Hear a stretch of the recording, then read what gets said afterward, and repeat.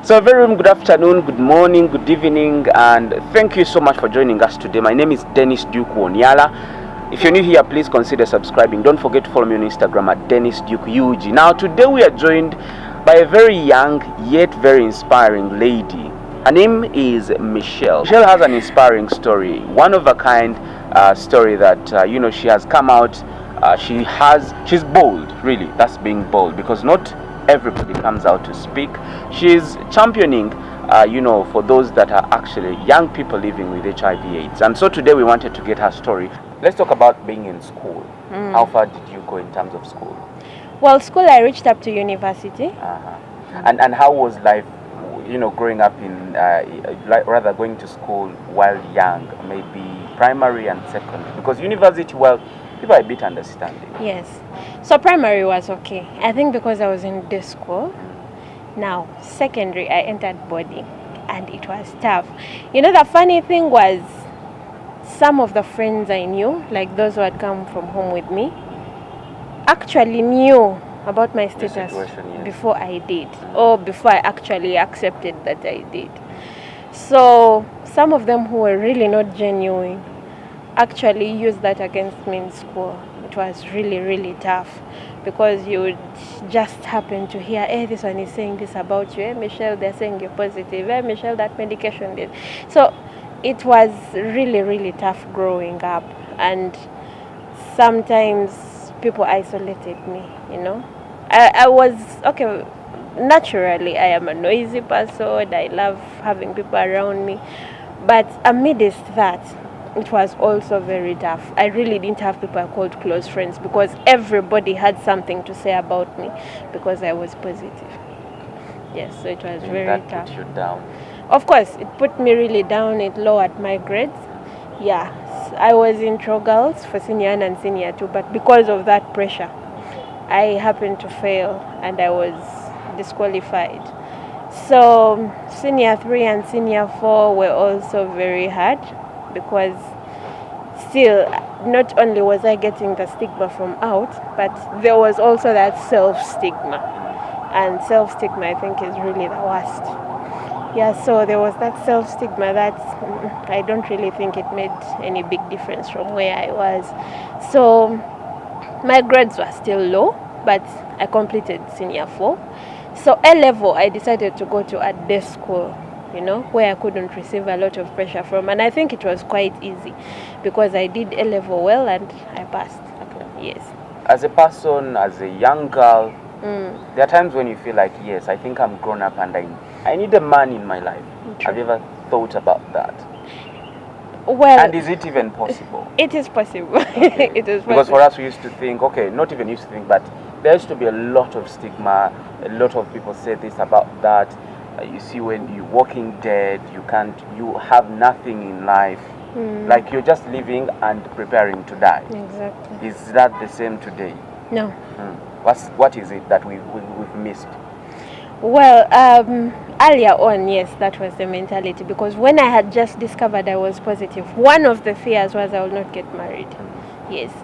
So, and that was the mentality as time kept going. But yeah, I've been in a few relationships before, but what has really been killing all of them was self-stigma. And before I discovered it, like, I never lasted in relationships. But after I got to realize and accept who I really was, I think I've first, like, for a long time now, I've not really been in a relationship, so I don't know.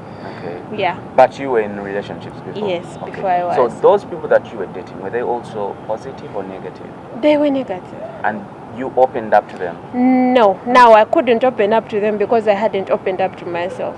Okay. Yes. Did you ever have sex with them? No. Okay. It was just a non-romantic relationship?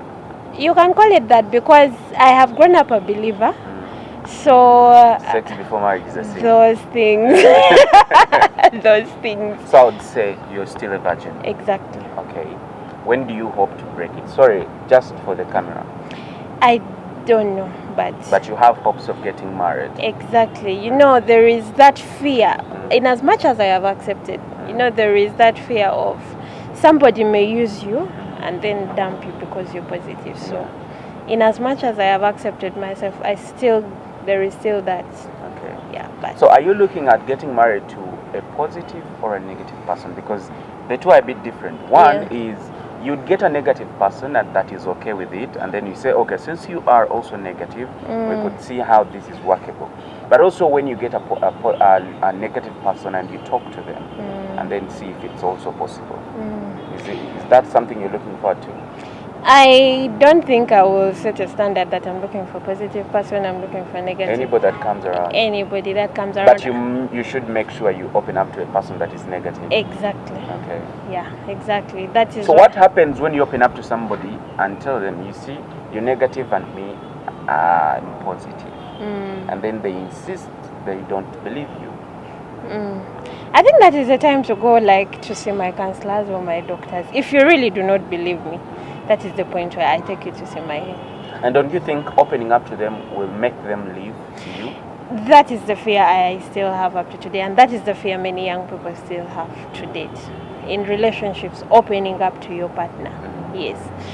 So it's something we as young people are still trying to deal with, but yeah. Okay. So, I usually want people to give people advice. I mean, a lot of us young people who are still negative are doing quite a lot. What are those mistakes that we are doing that you think could lead us into contracting the disease? Okay, you really have to know that when somebody is taking their medication well, it is very hard to look at somebody and tell this is HIV positive. It's different from then where you would look at somebody and say, oh, Honalina Sinim. Nowadays, no, they are everywhere amongst us. Yeah, so people have a tendency of looking and judging. Many I've shared my story before, and people do not believe. They say, Michelle, you don't look positive. You realize. So one mistake people who are negative make is looking and judging. There is a slogan some of my young people friends came up with, is that do not test my HIV status with your eyes. Yeah. So it's not about looking and judging. It is about doing the blood test. The actual blood test. Yes. Okay. Just like we usually ask, what are your future plans? Do you have some? What were your goals while growing up? Actually, let's start from there. What did you want to become in future? Now that we are almost approaching the future. My dreams kept changing. Okay. I think as I got to discover that how the life is, yes.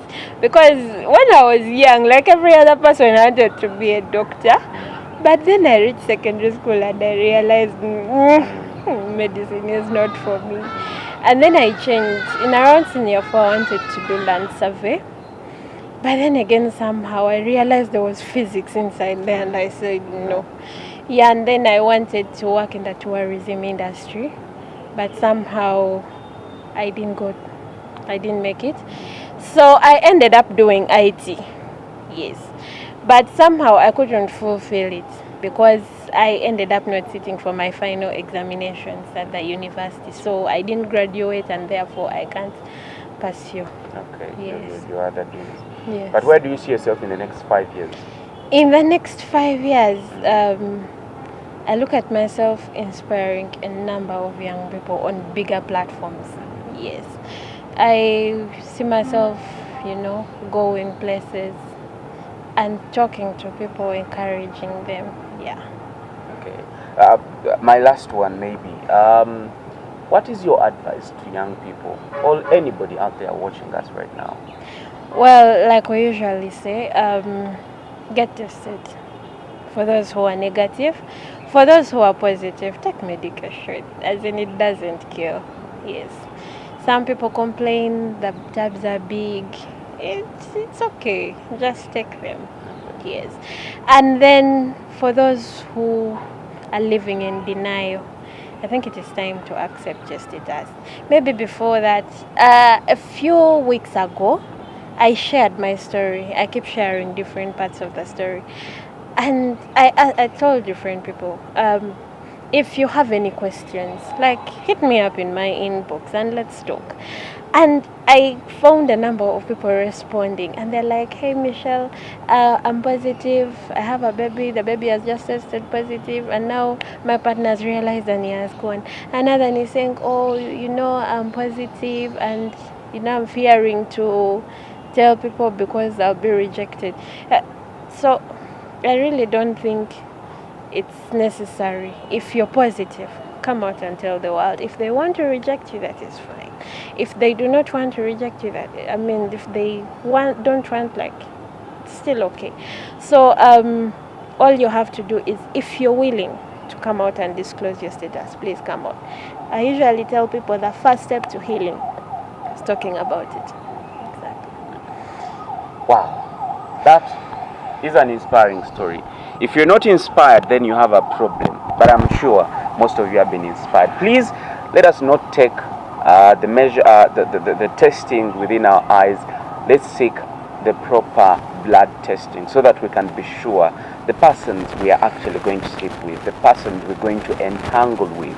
But also let us understand the way how things operate. If you're married, please stay faithful to one partner. Get off the sexual network and actually live a good life. If you must have sex, if you're young or even older, please ensure that you use a condom, because we are trying to see how we can reduce HIV positive at least to 0%.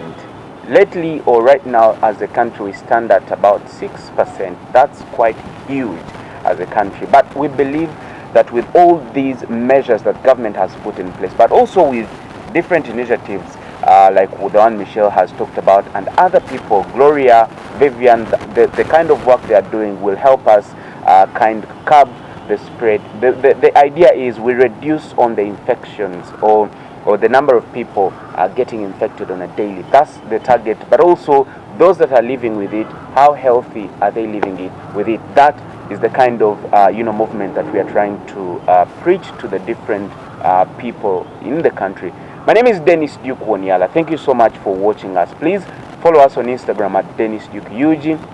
Behind the camera is, of course, Fiona.